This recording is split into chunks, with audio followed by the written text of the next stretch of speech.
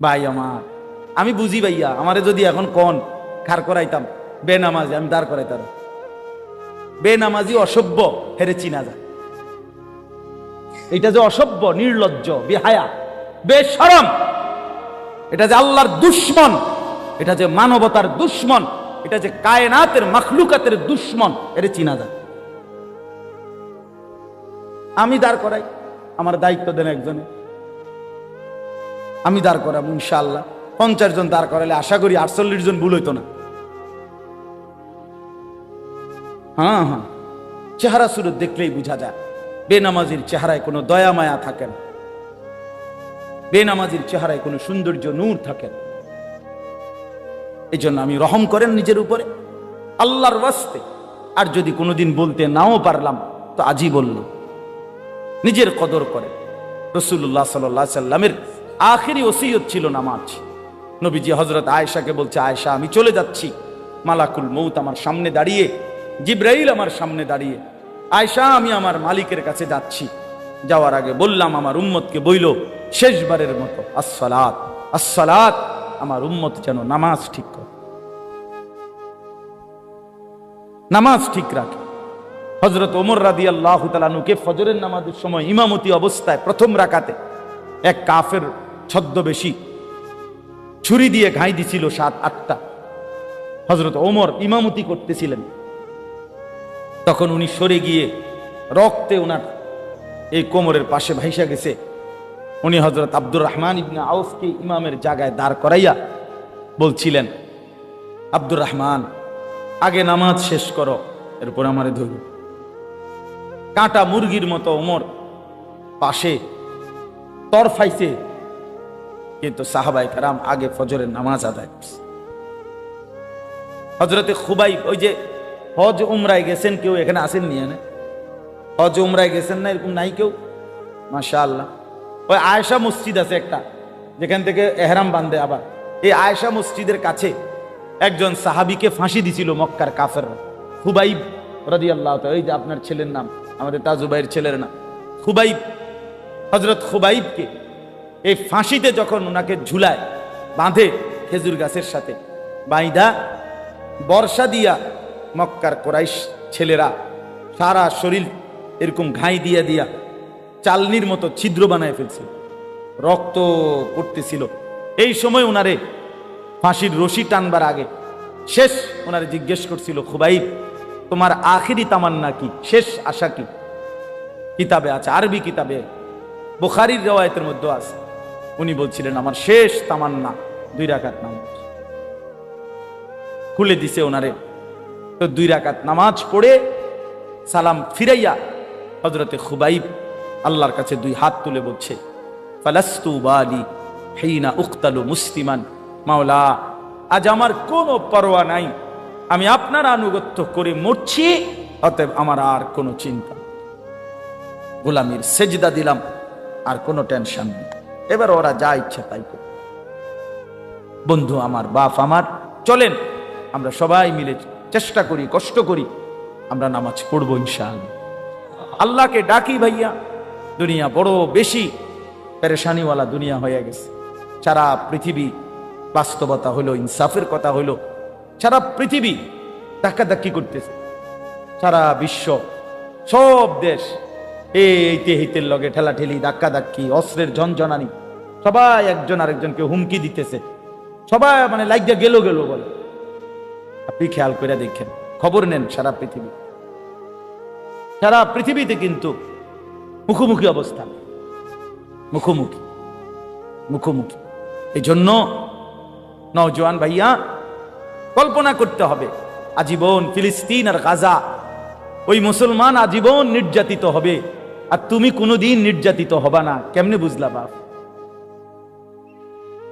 হ্যাঁ, রোহিঙ্গার মুসলমানরা আজীবন কষ্ট পাবে, তুমি কোনোদিন কষ্ট পাইবা না, কেমনে বুঝলা বাপ? হ্যাঁ, এই তামাশা, বাপ বিদেশ, ভাই বিদেশ, দেশে বইয়া মোবাইল টিফোন আর বইয়া বইয়া বেডির ছবি দেখুন। আমি তো দেখছি রে বাপ, প্রবাসীর কষ্ট কাকে বলে।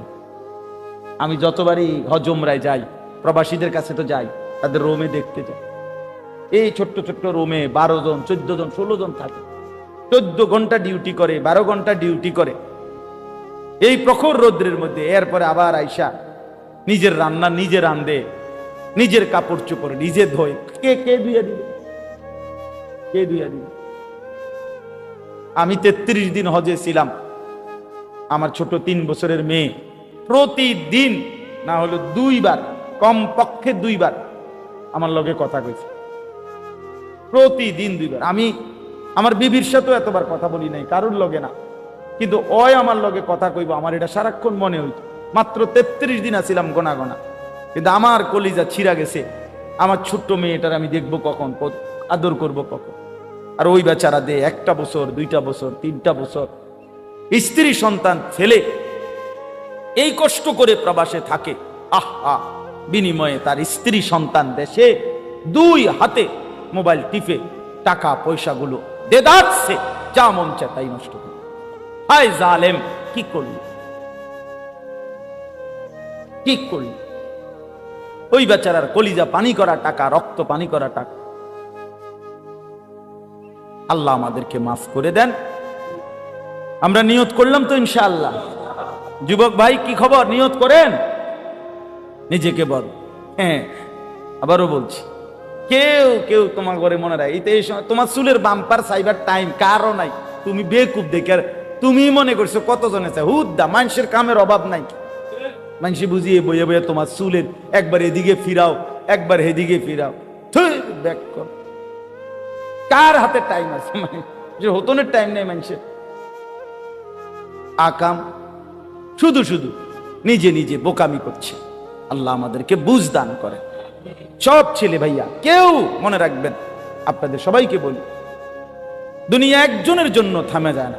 এই সামনের সিএনজি অ্যাক্সিডেন্ট, 3 জন লোক মরে গেছে মনে করেন, তবুও পিছনের সিএনজি থেমে যায় না, ছাড়ি দিয়ে জায়গা কারো হাতে সময়। আমি সব সময় বলি দুনিয়া বড় স্বার্থপর, বড় স্বার্থপর।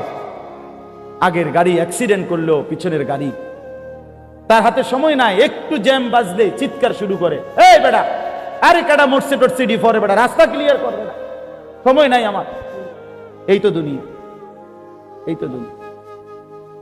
আপনি মরবেন যেদিন, সেদিনও আপনার স্ত্রী সন্তান যদিও কাঁদবে, কিন্তু ওই দিন রাইতেও তারা ঠিকই ভাত তরকারি খাবে। এই মুসলমান, কেন ফজরের নামাজ পড়লেন? ওই নাফরমান, তোমরা যারা ফজরের নামাজ পড়ো না, আরে রাসূলুল্লাহ সাল্লাল্লাহু আলাইহি সাল্লাম বলছে যে ফজরের নামাজ পড়ে না এটা খবিস, খবিস, খবিস বেটা, তুই খবিস বেটা, খবিস বেটা, তুই বেটা, খবিস বেটা তুই। নবী বলছে খবিস, এটা রাসূলুল্লাহ বলছে এটা খবিস যে ফজরের নামাজ পড়ে। নবীজির জামানায় মুনাফিক হিসাবে নবী যাকে সন্দেহ করতেন তাকে ফজরের নামাজে তালাশ করতেন। কসম খোদার, ফজরের নামাজের অনুপস্থিতি দেখে নবী বুঝতেন এটা মুনাফিক। সাহাবীরা বলতেন আমরা রাসূলের জামানায় মুনাফিক চিনতাম ফজরের অনুপস্থিতি দেখে। কোন নামাজ? কোন নামাজ? ফজর। ফজর ওটা পাউডার মারে, হ্যাঁ ওটা পাউডার দেয়, ফেয়ার এন্ড লাভলি দেয়, বডি স্প্রে মারে, হ্যাঁ নিচে মুতের গন্ধ, প্যান্টে মুতটা পানি লয় না, উপরে পাউডারের গন্ধ, স্বাদে গন্ধে অতুলনীয়। বাহ, অসাধারণ পারফিউম, দুইটা মিললে একটা অসাধারণ ফ্লেভার।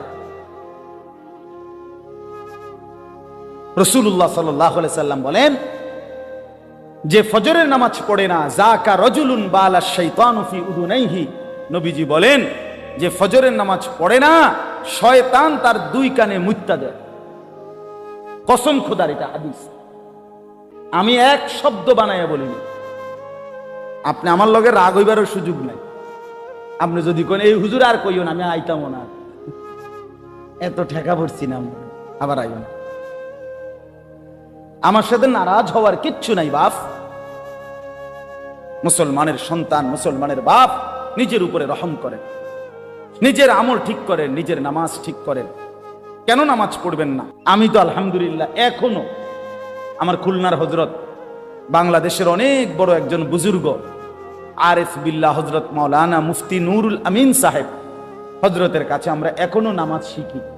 এই গত বছরও আমি রাত 1:30 বাজে আমার বাসায় হযরত মেহমান ছিলেন, হযরতের সামনে আবার একাকী নামাজ দেখাইছি, হযরত রুকু হয় কিনা, সেজদা হয় কিনা আপনি দেখে দেন। এইবারও হযরত আমার সেজদা এবং রুকুর মধ্যে একটু ত্রুটি ঠিক করে দিচ্ছে, বলছে মনে হয় এটা এইভাবে হবে। আজ থেকে প্রায় 5-7 বছর আগে আমার শায়েখ আল্লামা মুফতি মুশতাকুন নবী কাসেম হুজুর আমারে বলছে, মাওলানা কয়েকজন আলেম রেডি করেন, খুলনা যাব। আমি প্রায় 30 জনের মতো আলেম আমরা 3 দিনের জন্য যাব হুজুরের সাথে, মুশতাকুন নবী সাহেব হুজুরের সাথে ঠিক করছি। তো যাওয়ার আগে হুজুরকে আমি বললাম, হুজুর কেন যাবেন ওইখানে, খুলনা যাবেন কেন ওই হুজুরের কাছে? এই প্রথম যখন যাই, হুজুর বলছে মাওলানা শুধুই কেবল সুন্নত মোতাবেক ওযু এবং নামাজ শেখার জন্য।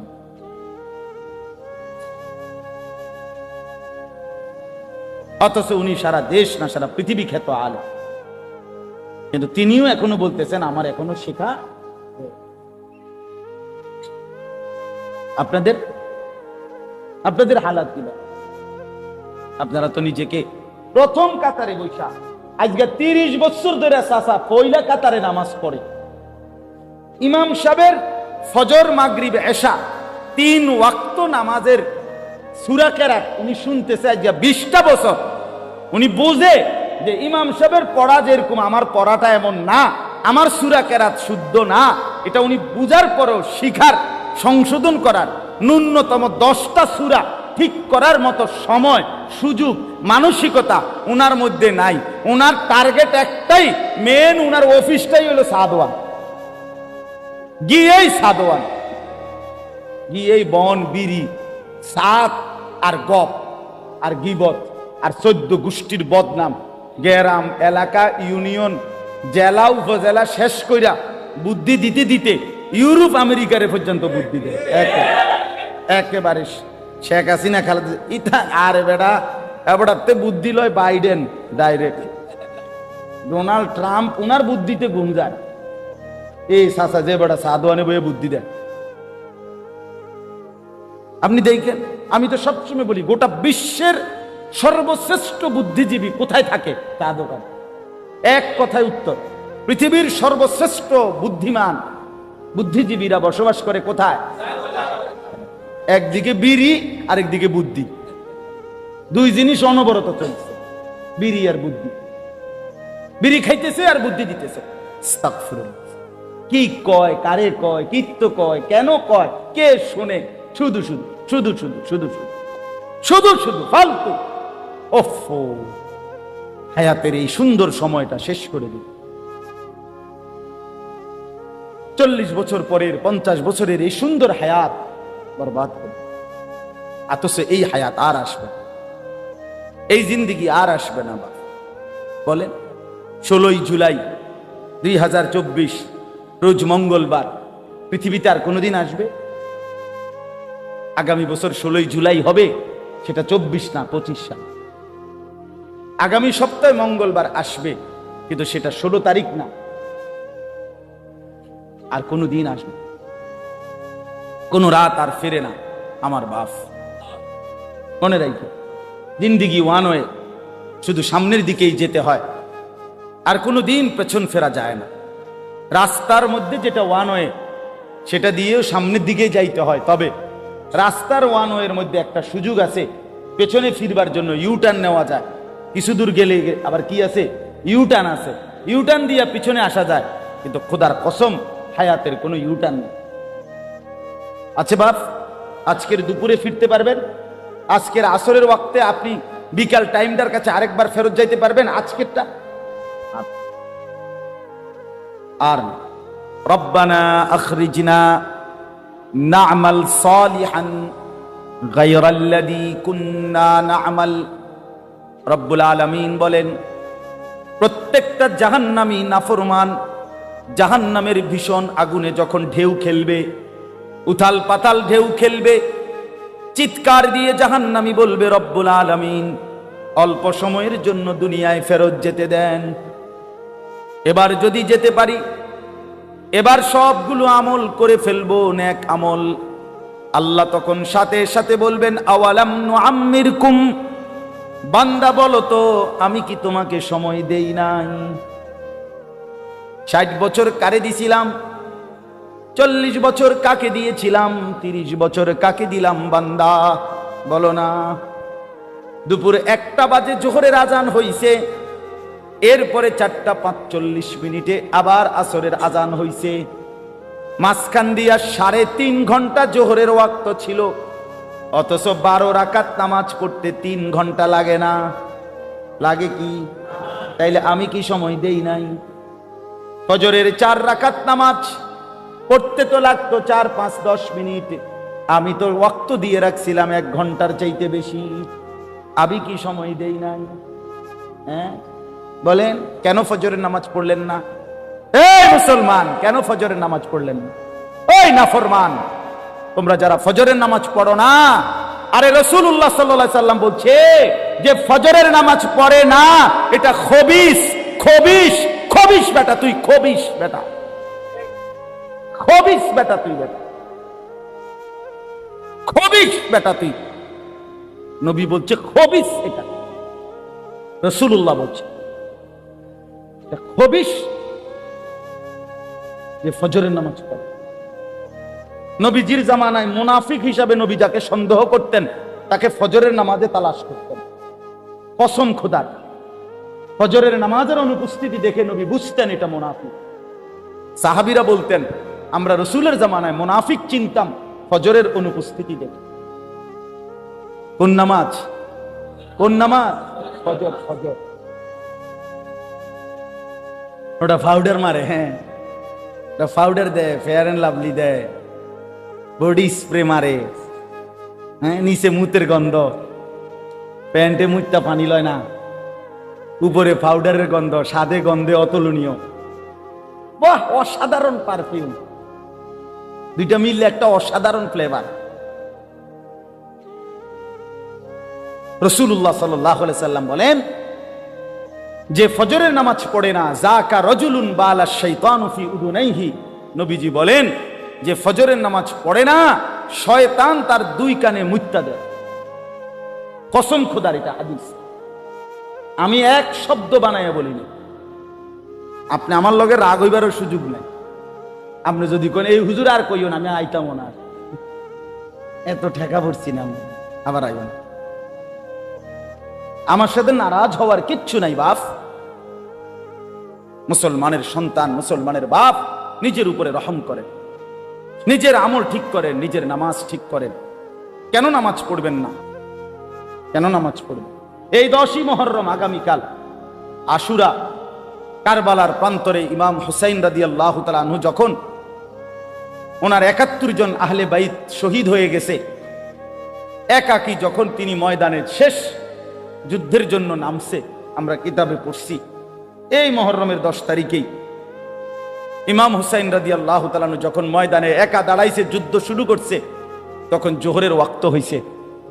ইমাম হুসাইন বলছে প্রতিপক্ষকে, তোমরা আমারে জোহরের নামাজ পড়বার সুযোগ দাও, এরপরে আবার যুদ্ধ হবে।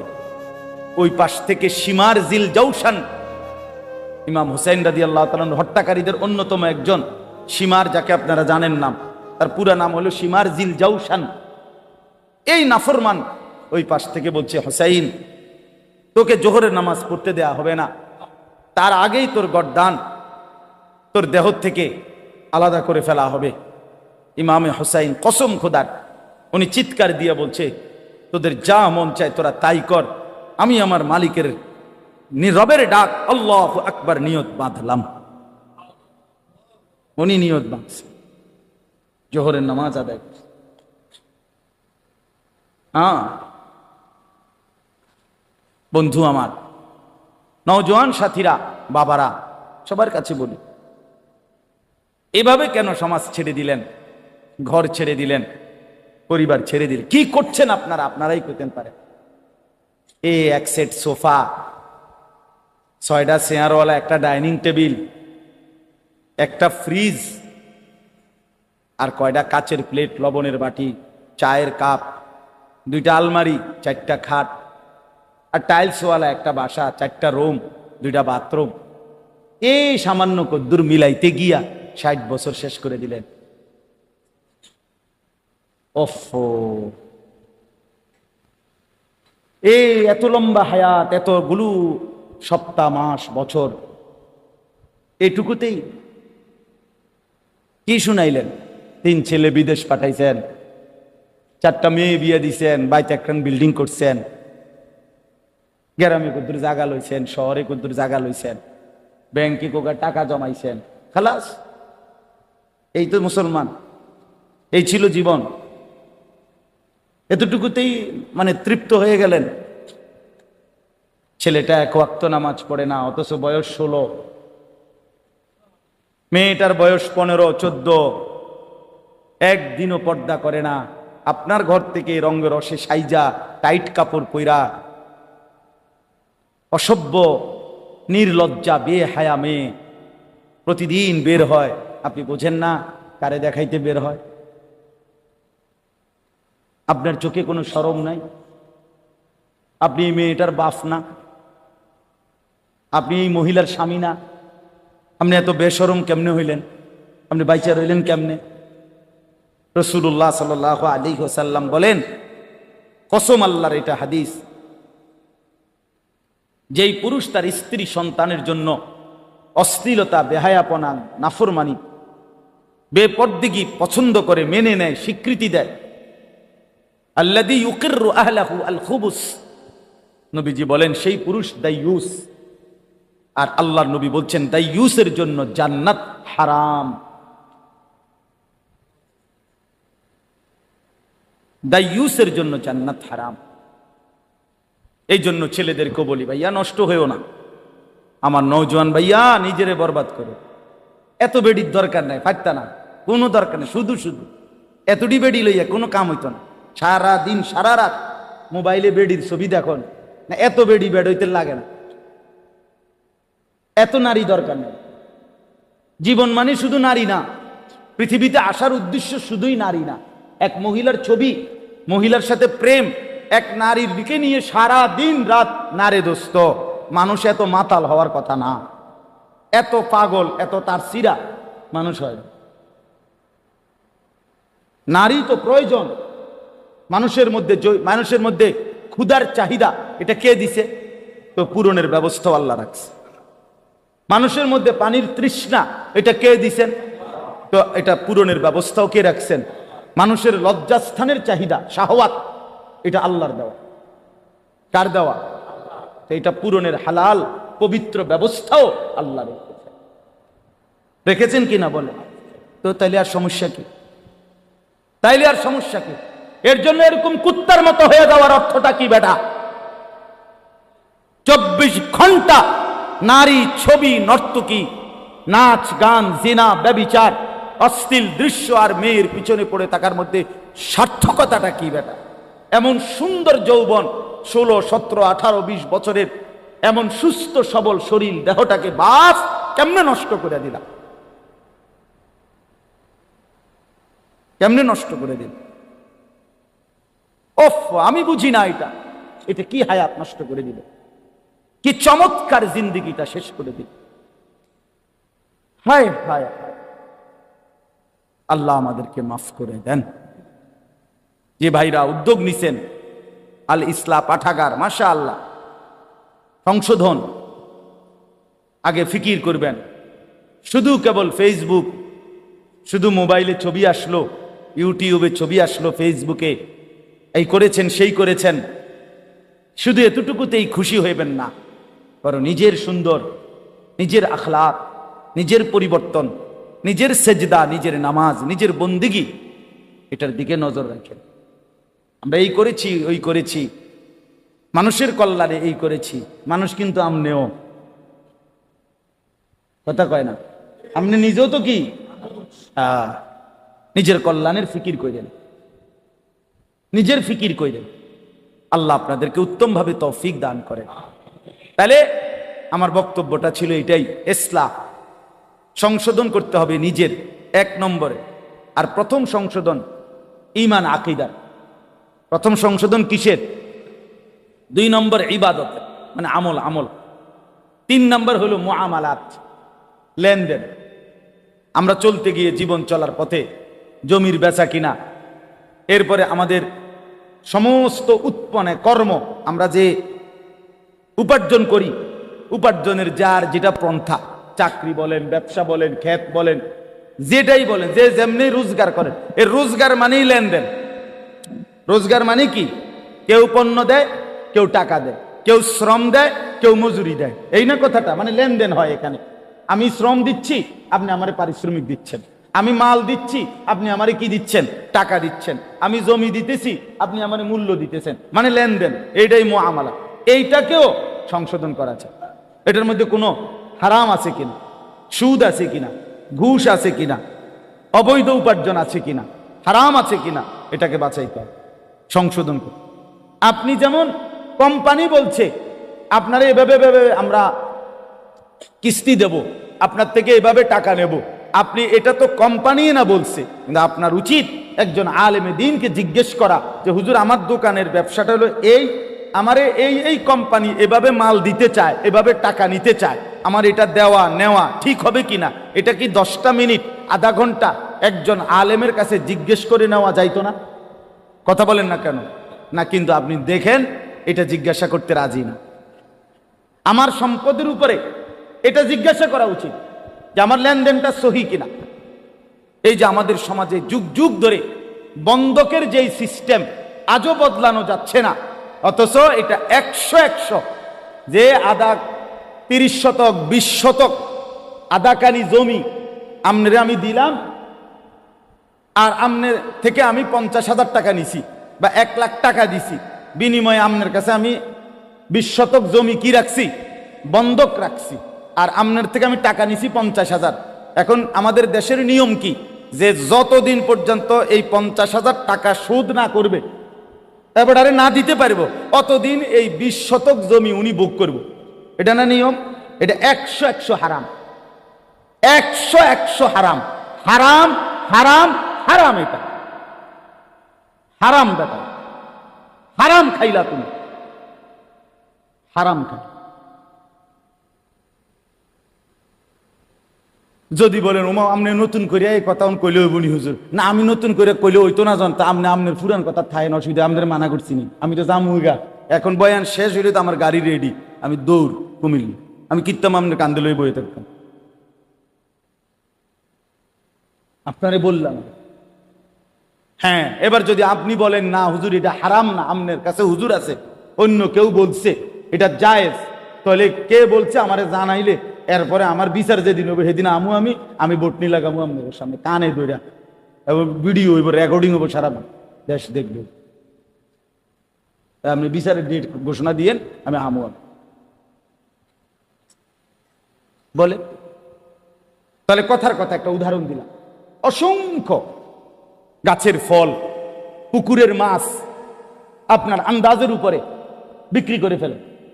ও বল মানে মুকুল বের হইতে হইতেই কি বিচ্ছেলায় ফল বিক্রি করে ফেলে। তো এটা কি হালাল না হারাম জিজ্ঞেস করছে? ওদের এমনি তো চলতে আছে, এমনি চললে, এমনি তো কত মানুষে বিড়ি খাইতো, এই জন্য সবাই বিড়ি খাই নেবো নাকি?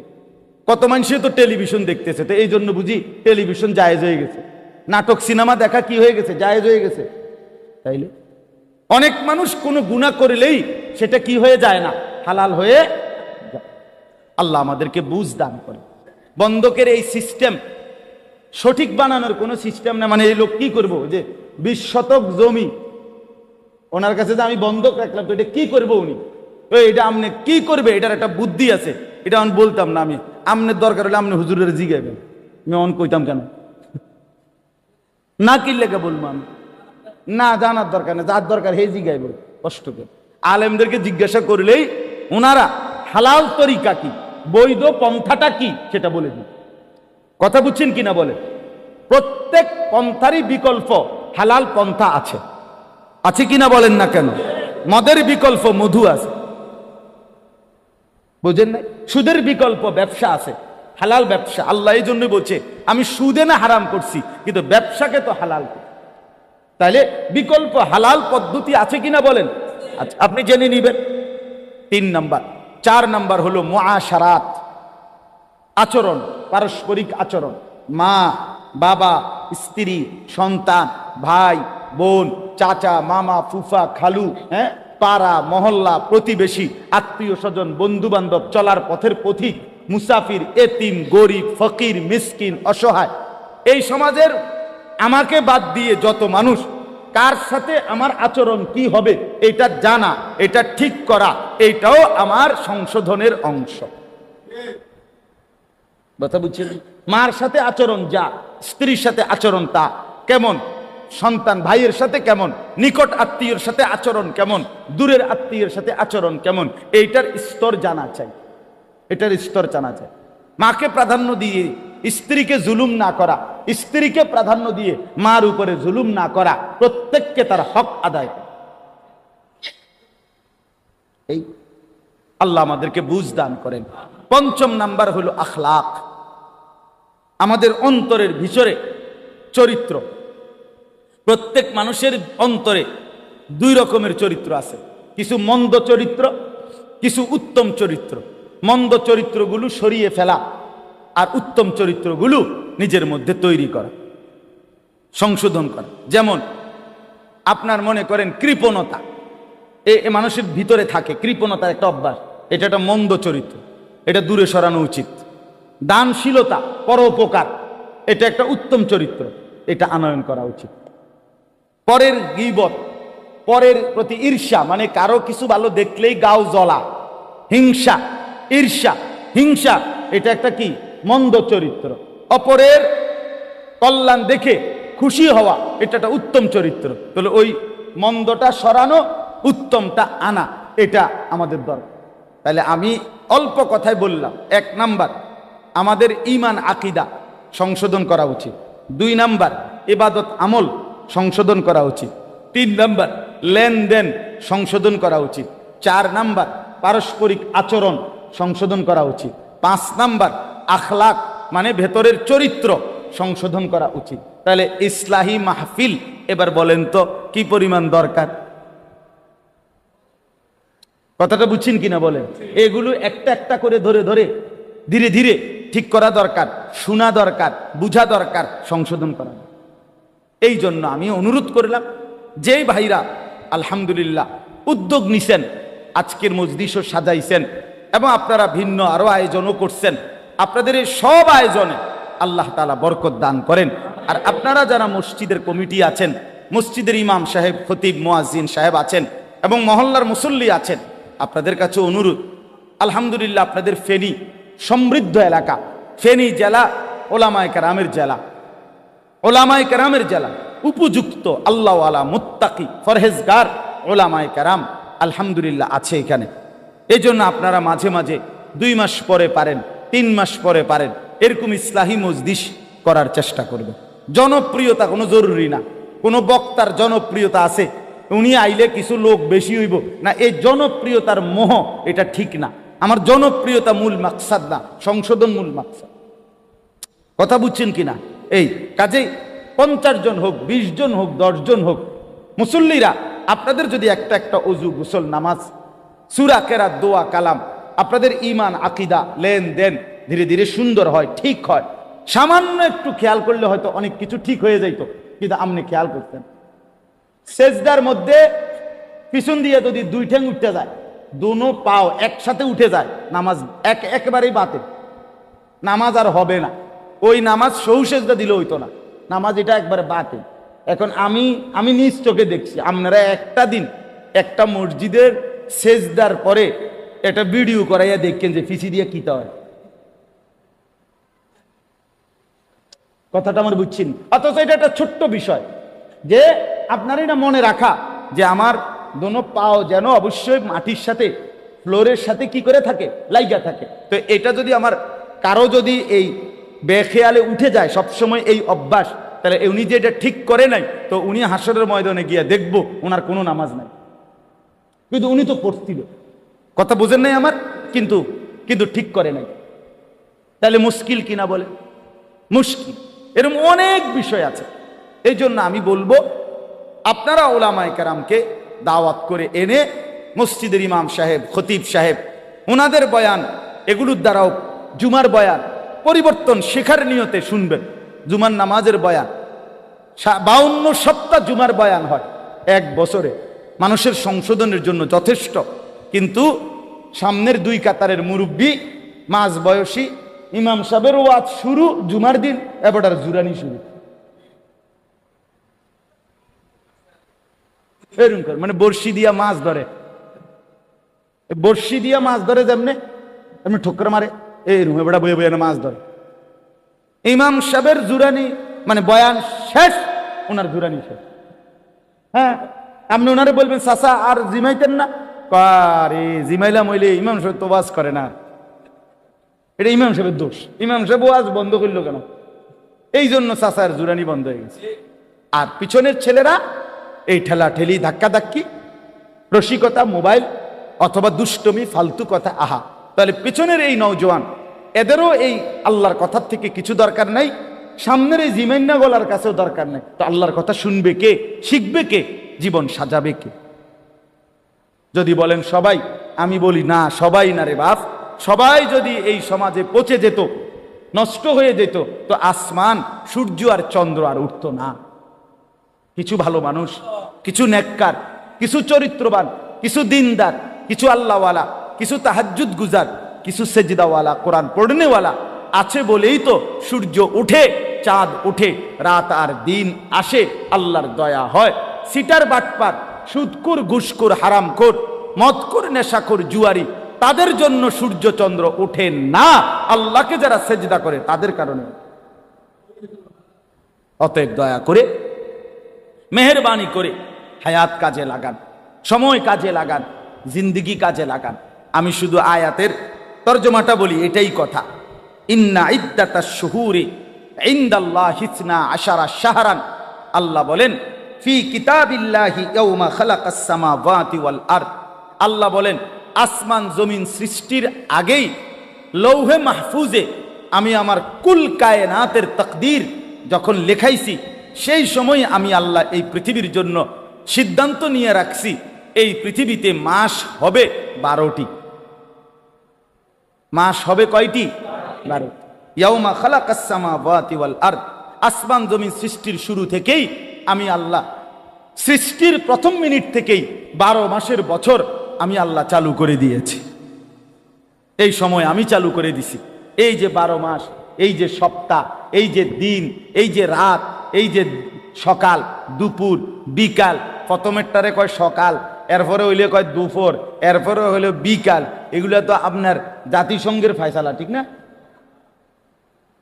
এটা জাতিসংঘের সিদ্ধান্ত। তো মানে প্রথমে সকাল, এরপরে দুপুর, এরপরে বিকাল, নাকি? কথা বলেন না কেন? 7 দিনে সপ্তাহ, 12 মাসে বছর, এগুলো আমেরিকার সিদ্ধান্ত। আল্লাহ বলেন এটা আমার ফয়সালা। সময়, এই প্রতিটা সময়, ঘন্টা, মিনিট, সেকেন্ড, মাস, বছর, সপ্তাহ, দিন, মুহূর্ত, এক বিন্দু, আল্লাহ বলেন এটা আমার সিদ্ধান্ত, আমার সিদ্ধান্ত। মিনহা আরবাআতুন হুরুম, আল্লাহ বলেন এই 12টি মাসের মধ্যে 4টি মাস সম্মানিত, সবচেয়ে বেশি। এই 4টি সম্মানিত মাসের মধ্যে একটা হলো এই মুহররম, জিলকদ, জিলহজ, মুহররম, রজব। এর মধ্যে এখন যে মাস, আগামীকাল 10ই মুহররম। আল্লাহর সৃষ্টির মধ্যে যে কয়টা সম্মানিত দিন, তার মধ্যে অন্যতম একটি দামি, সম্মানিত, পবিত্র একটি দিন আগামীকাল 10ই মুহররম, আশুরা যেটাকে বলে। রাসূলুল্লাহ সাল্লাল্লাহু আলাইহি সাল্লাম বলেন এই আশুরার দিন যে ব্যক্তি রোজা রাখবে, আল্লাহর নবী বলেন আমি আশা করি আমার আল্লাহ তার পিছনের 1 বছরের গুনাহ মাফ করে দিন। এই জন্য নবী সাল্লাল্লাহু আলাইহি সাল্লামের আমল ছিল বাপ। নবীজি সাল্লাল্লাহু আলাইহি সাল্লাম আশুরার রোজা রাখতেন, সাহাবায়ে কেরামকে রাখতে বলতেন, এবং ইন্তেকালের আগের বছর বলছিলেন যে আমি 10 তারিখের সাথে 9 তারিখও একটি রোজা মিলাইয়া রাখবো, মানে 2 দিন। আলহামদুলিল্লাহ, এই জন্য 9 এবং 10, অথবা কেউ ইচ্ছে করলে 10 এবং 11, এই 2 দিন নফল রোজা রাখলে অনেক সওয়াব পাইবেন। নবীজি বলছেন রমজানের পরে বাকি 11 মাসের মধ্যে সবচেয়ে শ্রেষ্ঠ নফল রোজা হলো এই মুহররমের রোজা। আফদালুস সিয়ামি বাদা রমাদান শাহরুল্লাহিল মুহাররম। আলহামদুলিল্লাহ আমরাও চেষ্টা করছি। আমি রোজা ছিলাম, ইফতার করছি দেখেই একটু দেরি চাই, নাই তো আমি জাস্ট টাইমে আসতে পারতাম। এই জন্য আপনাদের কাছে অনুরোধ করলাম, যারা আজকে রাখছেন কালকে আরেকটা রাখবেন ইনশাআল্লাহ। যারা পারেন নাই, যারা চেষ্টা করেন কালকে বুধবার, তারপরের দিন বৃহস্পতিবার, এই 2 দিনের 2টা রোজা রাখতে অনেক বড় সওয়াব পাবেন। স্ত্রী, সন্তান, ঘর পরিবারের মা বোনদের কাছেও বলবেন। সর্বশেষ কথা হলো যালিকা দ্বীনুল কাইয়্যিম। আল্লাহ বলেন এই মাস, বছর, ঘন্টা, মিনিট, সেকেন্ড এবং সম্মানিত 4টি মাস, এই সব কিছুই আমি আল্লাহর অকাট্য বিধান। অতএব তুমি রাতকে ডবল একসাথে আনতে পারতা না, দিন ডবল একসাথে আনতে পারতা না, তুমি কোনো ঘন্টা আটকাইতে পারতা না, তুমি কোনো মিনিট থামাইতে পারতা না। পারবেন? আল্লাহ চাইলে পারবে, আর কেউ পারবে? আল্লাহ কোরআনে বলছে আমি যদি রাত টেনে লম্বা করে কিয়ামত পর্যন্ত রাত বানিয়ে রাখি, কুল আরাআইতুম ইন জাআলাল্লাহু আলাইকুমুল লাইলা সারমাদান ইলা ইয়াউমিল কিয়ামা মান ইলাহুন গায়রুল্লাহ ইয়াতিকুম বিদিয়াইন। কে আছে আমি আল্লাহ ছাড়া আগামী কালকের ভোর এনে দিবে? বলেন তো, আছে কি কেউ? আছে কেউ? বলেন বাপ। অতএব আল্লাহ বলছেন এটা আমার অকাট্য বিধান। রাত্র আমি আনি, দিন আমি আনি, বছর আমি আনি, মাস আমার, আমার বাপ। এই শেষ কথাটা শুনেন, আল্লাহ কোরআনে বড় আমাদেরকে আদেশ করছেন, ফালা তাজলিমু ফীহিন্না আনফুসাকুম। অতএব আমার বান্দা, যেহেতু তুমি বুঝেছ যে মাস, বছর, সম্মানিত মাস অথবা ঘন্টা, মিনিট, সেকেন্ড, সময় সবটাই আমি আল্লাহর। অতএব আমার সময়ে, আমার দেওয়া সময়ে, আমার দেওয়া হায়াতে তুমি নিজের উপরে গুনাহ করে জুলুম করো না। আমার সময় এভাবে নষ্ট করো না। এই জন্য যুবক ভাই, এই ঘন্টাগুলো, মিনিটগুলো, এই সপ্তাহ, শনিবার, রবিবার, সোমবার, মঙ্গলবার, দোস্ত আমার, বন্ধু আমার, এর একটাও আমারও না, তোমারও না, তোমার বাপেরও না, আল্লাহ। খোদার কসম আল্লাহ বলছেন, বান্দা নিজের উপরে আমার দেওয়া এই সময়গুলোতে গুনার নাফরমানি করে জুলুম করো না। আমি বান্দা ছাড়বো না, 1 সেকেন্ড আমি হিসাব না নিয়ে ছাড়ব। 1 সেকেন্ড, একটা পলক, একটা মুহূর্ত আল্লাহর কাছে হিসাব দিতে হবে। আমার বাবা আপনাদেরকেও বললাম, আমাকেও বললাম, আপনাদেরকেও বললাম, 1টা মিনিট এই খামখেয়ালির হিসাব দিতে হবে। এই খামখেয়ালির হিসাব দিতে হবে। 1 জাররা, 1 সেকেন্ড আল্লাহ বলছেন আমি হিসাব নেব। লাকাদ আহসাহুম, আমি তোমাদেরকে বেষ্টন করে আছি। ও আদ্দাহুম আদ্দা, আল্লাহ বলে আমি তোমাদের জিন্দেগি গুনে গুনে রাখছি, গুনে গুনে। আহসাহুল্লাহ, আল্লাহ বলেন আমি গুনে রেখেছি। ও নাসুহু, তুমি ভুলে গেছো, তুমি মনে নাই বান্দা, আমার মনে আছে। আমি সেকেন্ড সেকেন্ড ফিরাই দেব। ইয়াউমা তুবলাস সারায়ের। হে ভাইয়া শুনেন, আল্লাহ বলছে তোমার অন্তরের ভিতরে যা যা জল্পনা, কল্পনা, কথা, পরিকল্পনা, ইচ্ছা, আকাঙ্ক্ষা, শাহওয়াত, কামনা, বাসনা, অন্তরে যেগুলো ঘুরপাক খাইতো কিয়ামতের দিন, সেগুলো আমি তোমার সামনে খুলে দেখাবো। হুসিলা মা ফিস সুদূর, অন্তরের গুলো দেখাবো, 1 সুতা আড়াল হবে না। এই জন্য দয়া করেন, রহম করেন। আমিও আপনিও কষ্ট করে বসছেন, গরমের মধ্যেই বসছেন। যুবক ভাই যে কয়জন বসছেন ভাইয়া, চেহারা সুরত দেখে অনেকেরই মনে হচ্ছে নামাজ পড়েন না। ভাই আমার, আমি বুঝি ভাইয়া, আমারে যদি এখন কোন খার করাইতাম বেনামাজি, আমি দাঁড় করাইতাম। বেনামাজি অসভ্য, হেরে চিনা যায়। এটা যে অসভ্য, নির্লজ্জ, বেহায়া, বেশরম, এটা যে আল্লাহর দুশ্মন, এটা যে মানবতার দুশ্মন, এটা যে কায়নাতের মাখলুকাতের দুশ্মন, এর চিনা যায়। আমি দাঁড় করাই, আমার দায়িত্ব দেন একজনে, আমি দাঁড় করাবো ইনশাআল্লাহ। 50 জন দাঁড় করালে আশা করি 48 জন ভুল হইতো না।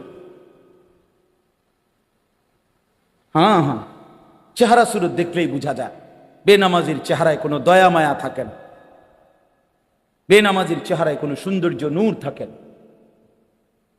এই জন্য আমি রহম করেন নিজের উপরে, আল্লাহর ওয়াস্তে আর যদি কোনোদিন বলতে নাও পারলাম তো আজই বলল। নিজের কদর করে। রাসূলুল্লাহ সাল্লাল্লাহু আলাইহি সাল্লামের আখেরি ওসিয়ত ছিল নামাজ। নবীজি হযরত আয়েশাকে বলছে, আয়েশা আমি চলে যাচ্ছি, মালাকুল মউত আমার সামনে দাঁড়িয়ে, জিবরাইল আমার সামনে দাঁড়িয়ে, আয়েশা আমি আমার মালিকের কাছে যাচ্ছি, যাওয়ার আগে বললাম আমার উম্মতকে বইল শেষবারের মতো আসসালাত আসসালাত, আমার উম্মত যেন নামাজ ঠিক করে, নামাজ ঠিক রাখে। হযরত ওমর রাদিয়াল্লাহু তাআলা আনহুকে ফজরের নামাজের সময় ইমামতি অবস্থায় প্রথম রাকাতে এক কাফের ছদ্মবেশী ছুরি দিয়ে ঘাই দিছিল 7-8টা। হযরত ওমর ইমামতি করতেছিলেন, তখন উনি সরে গিয়ে রক্তে উনার এই কোমরের পাশে ভাইসা গেছে। উনি হযরত আব্দুর রহমান ইবনে আউফকে ইমামের জায়গায় দাঁড় করাইয়া বলছিলেন, আব্দুর রহমান আগে নামাজ শেষ করো, এরপর আমারে ধরো। কাঁটা মুরগির মতো ওমর পাশে তরফাইছে, কিন্তু সাহাবায়ে কেরাম আগে ফজরের নামাজ আদায় করছে। হযরতে খুবাইব, ওই যে হজ উমরায় গেছেন কেউ, এখানে আসেন নিয়ে না, হজ উমরায় গেছেন না এরকম নাই কেউ? মাশাআল্লাহ। ওই আয়েশা মসজিদ আছে একটা, যেখান থেকে এহরাম বাঁধে। আবার এই আয়েশা মসজিদের কাছে একজন সাহাবীকে ফাঁসি দিছিল মক্কার কাফেররা, খুবাইব রাদিয়াল্লাহু তাআলা। এই যে আপনার ছেলের নাম, আমাদের তাজুবাইয়ের ছেলের নাম খুবাইব। হযরত খুবাইবকে এই ফাঁসিতে যখন ওনাকে ঝুলায় বাঁধে খেজুর গাছের সাথে বাইদা, বর্ষা দিয়া মক্কার কোরাইশ ছেলেরা সারা শরীর এরকম ঘাই দিয়া দিয়া চালনির মতো ছিদ্র বানায় ফেলছে, রক্ত পড়তেছিল। এই সময় ওনারে ফাঁসির রশি টানবার আগে শেষ ওনারে জিজ্ঞেস করছিল, খুবাইব তোমার আখিরি তামান্না কি, শেষ আশা কি? কিতাবে আছে, আরবি কিতাবে, বুখারীর riwayতের মধ্যে আছে। উনি বলছিলেন আমার শেষ তামান্না 2 রাকাত নামাজ। খুলে দিছে ওনারে, তো 2 রাকাত নামাজ পড়ে সালাম ফিরাইয়া হযরতে খুবাইব আল্লাহর কাছে 2 হাত তুলে বলছে, ফালাস্তু বালি হিনা উক্তালু মুসলিমান, মাওলা আজ আমার কোনো পরোয়া নাই, আমি আপনার আনুগত্য করে মরছি, অতএব আমার আর কোনো চিন্তা, গোলামির সেজদা দিলাম, আর কোনো টেনশন নেই, এবার ওরা যা ইচ্ছা তাই করে। বন্ধু আমার, বাপ আমার, চলেন আমরা সবাই মিলে চেষ্টা করি, কষ্ট করি, আমরা নামাজ পড়বো ইনশাআল্লাহ। আল্লাহকে ডাকি ভাইয়া, দুনিয়া